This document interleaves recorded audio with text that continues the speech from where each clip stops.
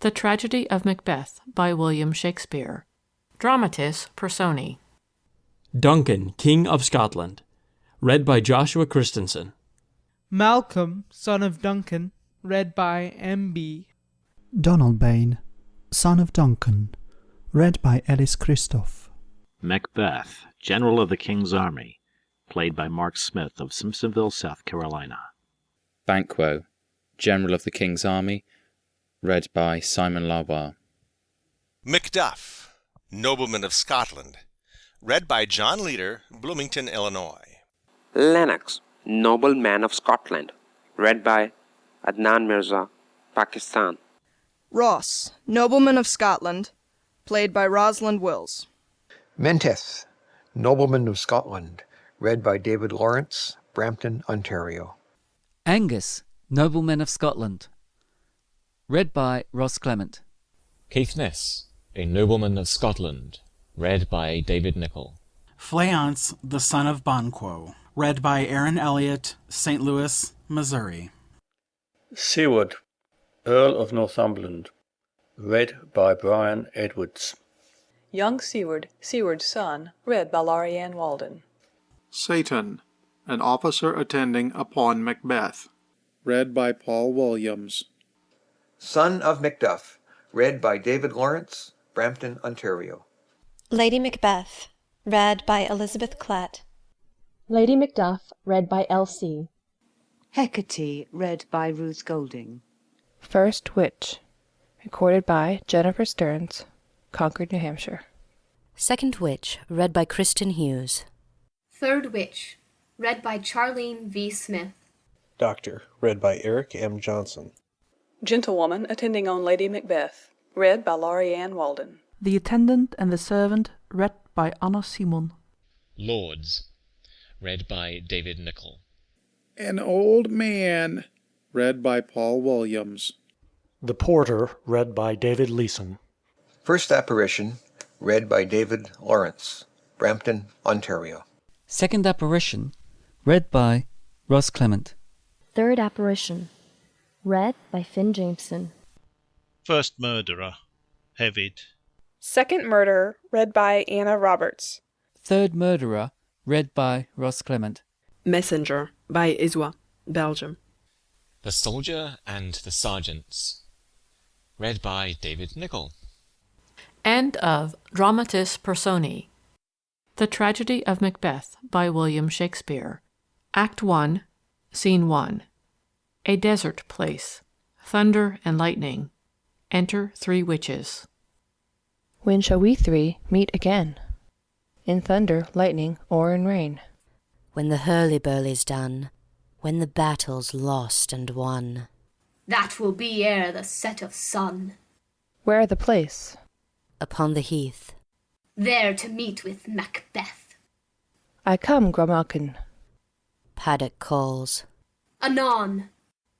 Fair is foul, and foul is fair. Hover through the fog and filthy air. Exeunt. Act 1, Scene 2. A camp near Forres. Alarm within. Enter Duncan, Malcolm, Donalbain, Lennox, with attendants, meeting a bleeding sergeant. What bloody man is that? He can report, as seemeth by his plight, of the revolt, the newest state. This is the sergeant who, like a good and hardy soldier, fought gainst my captivity. Hail, brave friend! Say to the king the knowledge of the broil as thou didst leave it. Doubtful it stood, as 2 spent swimmers that do cling together and choke their art. The merciless MacDonald, worthy to be a rebel, fought that the multiplying villainies of nature do swarm upon him. From the western isles of kerns and gallow-glasses is supplied, and fortune, on his damned quarrel smiling, showed like a rebel's whore. But all's too weak, for brave Macbeth, well he deserves that name, disdaining fortune, with his brandished steel, which smoked with bloody execution, like Valor's minion, carved out his passage till he faced the slave, which ne'er shook hands, nor bade farewell to him, till he unseamed him from the nave to the chaps, and fixed his head upon our battlements. Oh, valiant cousin, worthy gentleman! As whence the sun gins his reflection, shipwrecking storms and direful thunders break, so from that spring whence comfort seems to come, discomfort swells. Mark, King of Scotland, mark! No sooner justice had with valour armed compelled these skipping kerns to trust their heels, but the Norwegian lord, surveying vantage, with furbished arms and new supplies of men, began a fresh assault. Dismayed not this our captains, Macbeth and Banquo? Yes, as sparrows eagles, or the hare the lion. If I so sooth, I must report. They were as cannons overcharged with double cracks, so they doubly redoubled strokes upon the foe. Except they meant to bathe in reeking wounds, or memorize another Golgotha, I cannot tell. But I am faint. My gashes cry for help. So well thy words become thee as thy wounds. They smack of honour both. Go, get him surgeons. Exit sergeant attended. Who comes here? Enter Ross. The worthy Thane of Ross. What a haste looks through his eyes. So should he look, that seems to speak things strange. God save the king. Whence camest thou, worthy Thane?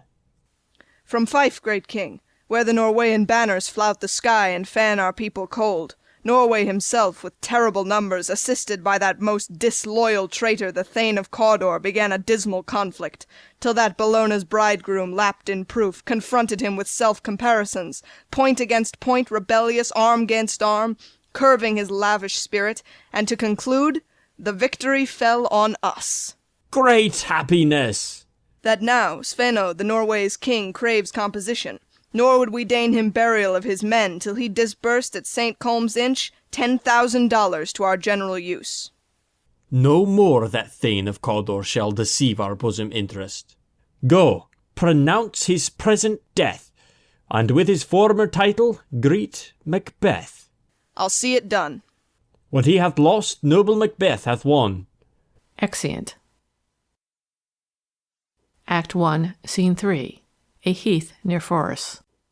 Thunder. Enter the three witches. Where hast thou been, sister? Killing swine. Sister, where thou? A sailor's wife had chestnuts in her lap, and munched and munched and munched. Give me, quoth I, a roin to thee, witch, the rump-fed Runyon cries. Her husband's to Aleppo gone, master of the Tiger. But in a sieve I'll thither sail, and like a rat without a tail, I'll do, and I'll do. I'll give thee a wind. Thou art kind. And I another. I myself have all the other, and the very ports they blow. All the quarters that they know. I the shipman's card. I will drain him dry as hay. Sleep shall neither night nor day hang upon his penthouse lid. He shall live a man forbid. Weary 7 nights 9 times 9 shall he dwindle, peak and pine.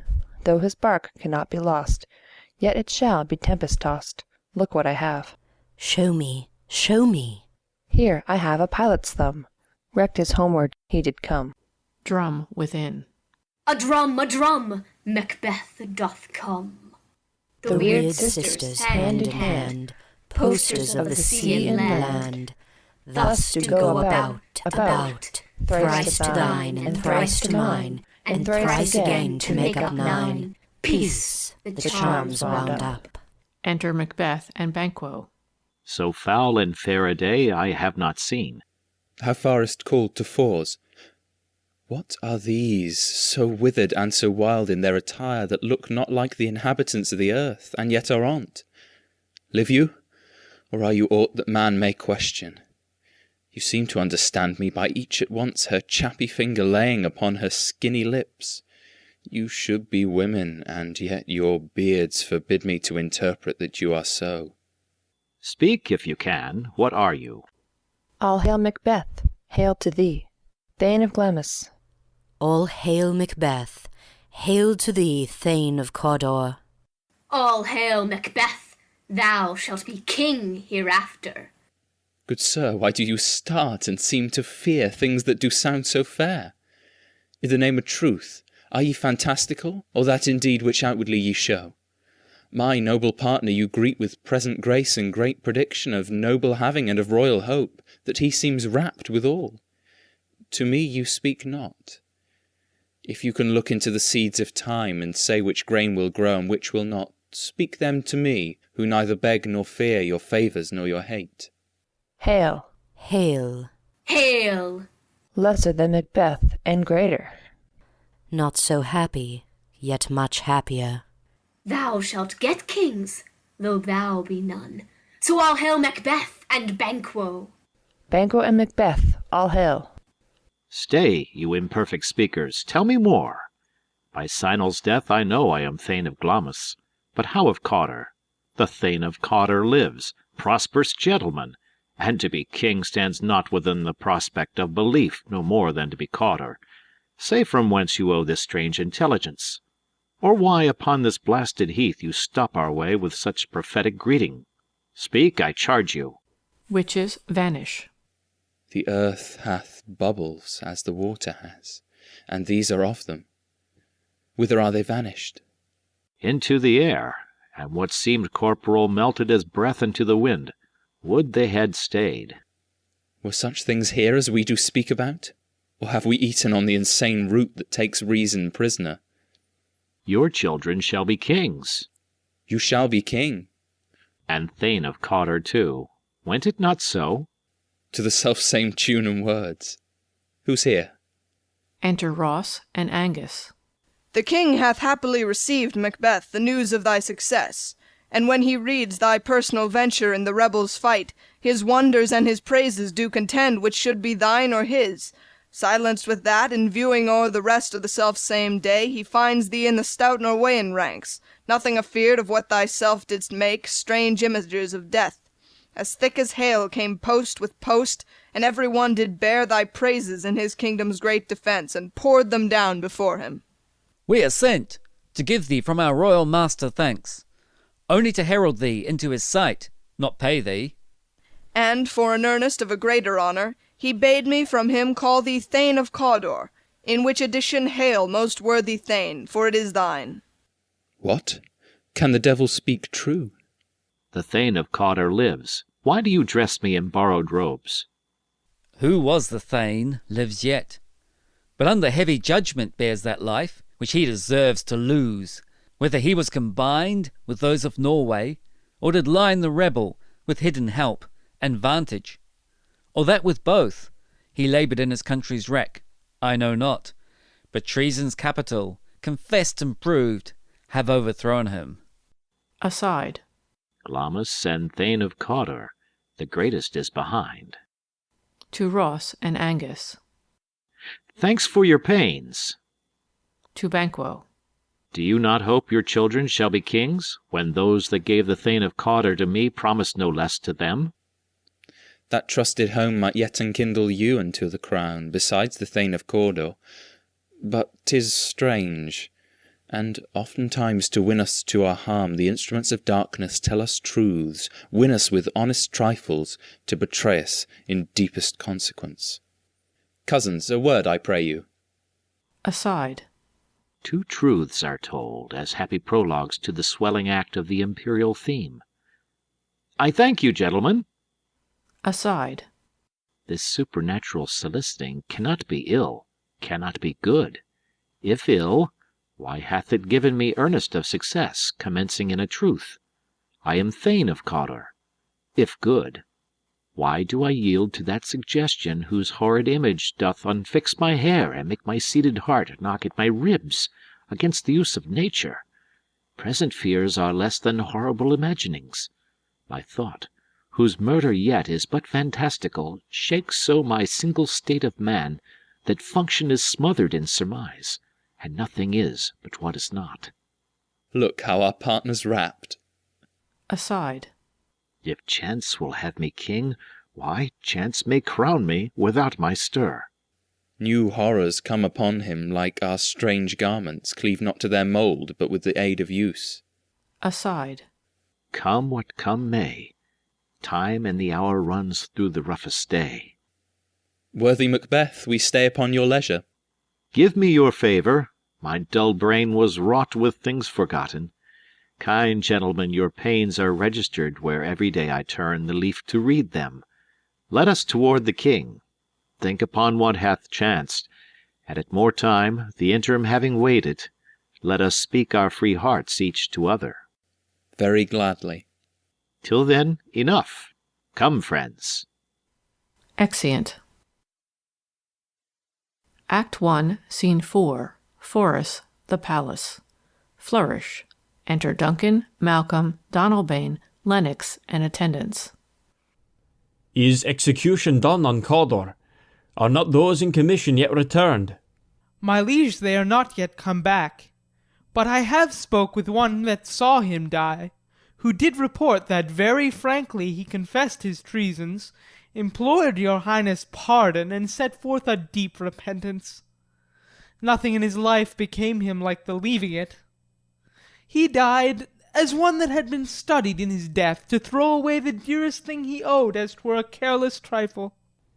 There's no art to find the mind's construction in the face. He was a gentleman on whom I built an absolute trust. Enter Macbeth, Banquo, Ross, and Angus. O worthiest cousin! The sin of my ingratitude even now is heavy on me. Thou art so far before that swiftest wing of recompense is slow to overtake thee.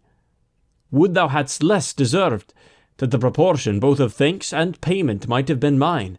Only I have left to say, more is thy due than more than all can pay. The service and the loyalty I owe, in doing it, pays itself. Your highness's part is to receive our duties, and our duties are to your throne and state children and servants, which do but what they should, by doing everything safe toward your love and honour. Welcome hither. I have begun to plant thee, and will labour to make thee full of growing. Noble Banquo, thou hast no less deserved, nor must be known no less to have done so. Let me enfold thee and hold thee to my heart. There if I grow, the harvest is your own. My plenteous joys, wanton in fullness, seek to hide themselves in drops of sorrow. Sons, kinsmen, thanes, and you whose places are the nearest, know, we will establish our estate upon our eldest, Malcolm, whom we name hereafter the Prince of Cumberland, which honour must not unaccompanied invest him only, but signs of nobleness, like stars, shall shine on all deservers. From hence to Inverness, and bind us further to you. The rest is labour, which is not used for you. I'll be myself the harbinger, and make joyful the hearing of my wife with your approach. So humbly take my leave. My worthy Cawdor. Aside. The Prince of Cumberland. That is a step on which I must fall down, or else sore leap, for in my way it lies. Stars, hide your fires. Let not light see my black and deep desires. The eye wink at the hand, yet let that be, which the eye fears when it is done, to see. Exit. True, worthy Banquo, he is full so valiant, and in his commendations I am fed. It is a banquet to me. Let's after him, whose care is gone before to bid us welcome. It is a peerless kinsman. Flourish. Exeunt. Act 1, Scene 5. Inverness, Macbeth's castle. Enter Lady Macbeth, reading a letter. They met me in the day of success, and I have learned by the perfectest report they have more in them than mortal knowledge. When I burned in desire to question them further, they made themselves air, into which they vanished. Whiles I stood wrapped in the wonder of it, came missives from the king, who all hailed me Thane of Cawdor, by which title before these weird sisters saluted me, and referred me to the coming on of time with, Hail, King that shalt be. This have I thought good to deliver thee, my dearest partner of greatness, that thou mightst not lose the dues of rejoicing, by being ignorant of what greatness is promised thee. Lay it to thy heart, and farewell. Glamis thou art, and Cawdor, and shalt be what thou art promised. Yet do I fear thy nature. It is too full of the milk of human kindness to catch the nearest way. Thou wouldst be great, art not without ambition, but without the illness should attend it. What thou wouldst highly, that wouldst thou holily. Wouldst not play false, and yet wouldst wrongly win. Thou'dst have, great Glamis, that which cries, thus thou must do if thou have it, and that which rather thou dost fear to do than wished should be undone.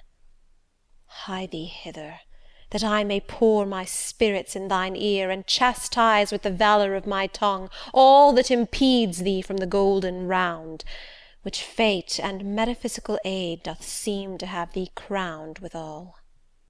Enter a messenger. What is your tidings? The king comes here tonight. Thou art mad to say it. Is not thy master with him? Who wert so would have informed for preparation? So please you, it is true. Our Thane is coming. One of my fellows had the speed of him, who, almost dead for breath, had scarcely more than would make up his message. Give him tending. He brings great news. Exit messenger. The raven himself is hoarse that croaks the fatal entrance of Duncan under my battlements.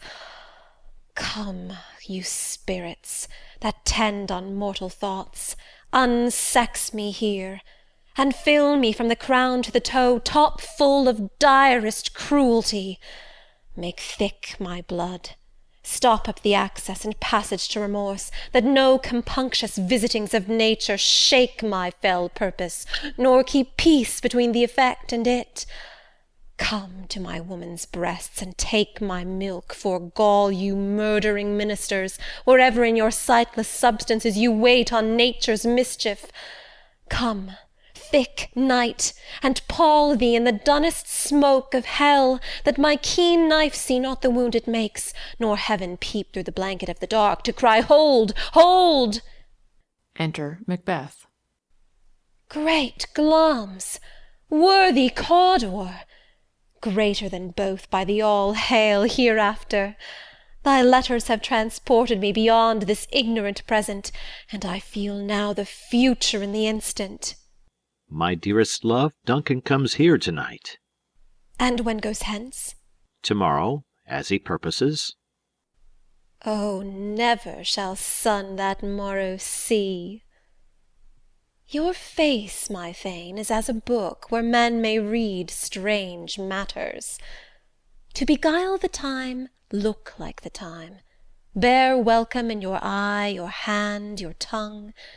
Look like the innocent flower, but be the serpent under it. He that's coming must be provided for, and you shall put this night's great business into my dispatch, which shall to all our nights and days to come give solely sovereign sway and masterdom. We will speak further. Only look up clear. To alter favour ever is to fear. Leave all the rest to me. Exeunt. Act 1, Scene 6. Before Macbeth's castle. Hautboys and torches. Enter Duncan, Malcolm, Donalbain, Banquo, Lennox, Macduff, Ross, Angus, and attendants. This castle hath a pleasant seat. The air nimbly and sweetly recommends itself unto our gentle senses. This guest of summer, the temple-haunting martlet, does approve by his loved mansionry that the heaven's breath smells wooingly here. No jutty, frieze, buttress, nor coign of vantage, but this bird hath made his pendant bed and procreant cradle. Where they most breed and haunt, I have observed, the air is delicate. Enter Lady Macbeth. See our honoured hostess. The love that follows us sometime is our trouble, which still we thank as love. Herein I teach you how you shall bid God ild us for your pains, and thank us for your trouble. All our service, in every point, twice done, and then done double, were poor and single business to contend against those honours deep and broad, wherewith your majesty loads our house. For those of old, and the late dignities heaped up to them, we rest your hermits. Where's the Thane of Cawdor? We coursed him at the heels, and had a purpose to be his purveyor, but he rides well, and his great love, sharp as his spur, hath holp him to his home before us. Fair and noble hostess, we are your guests tonight. Your servants ever have theirs, themselves and what is theirs, in compt, to make their audit your highness' pleasure, still to return your own. Give me your hand. Conduct me to mine host. We love him highly, and shall continue our graces towards him. By your leave, hostess. Exeunt. Act 1, Scene 7. Macbeth's castle. Hautboys and torches. Enter a sewer, and divers servants with dishes and service, and pass over the stage. Then enter Macbeth. If it were done when 'tis done, then 'twere well it were done quickly. If the assassination could travel up the consequence, and catch with his surcease success, that but this blow might be the be-all and the end-all here. But here, upon this bank and shoal of time, we'll jump the life to come.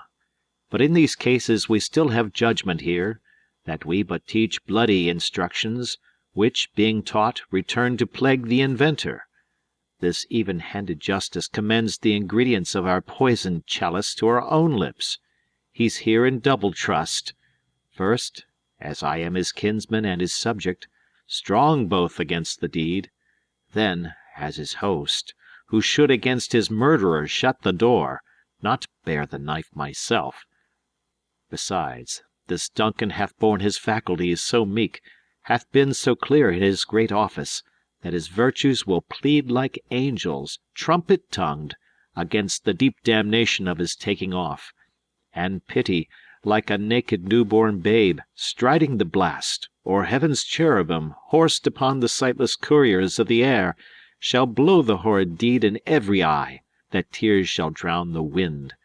I have no spur to prick the sides of my intent, but only vaulting ambition, which o'erleaps itself and falls on the other. Enter Lady Macbeth. How now? What news? He has almost supped. Why have you left the chamber? Hath he asked for me? Know you not he has? We will proceed no further in this business. He hath honoured me of late, and I have bought golden opinions from all sorts of people, which would be worn now in their newest gloss, not cast aside so soon. Was the hope drunk wherein you dressed yourself? Hath it slept since? And wakes it now to look so green and pale at what it did so freely? From this time such I account thy love. Art thou afeard to be the same in thine own act and valour as thou art in desire? Wouldst thou have that which thou esteem'st the ornament of life, and live a coward in thine own esteem, letting I dare not wait upon I would, like the poor cat o' the adage? Prithee, peace. I dare do all that may become a man. Who dares do more is none. What beast wast then that made you break this enterprise to me? When you durst do it, then you were a man.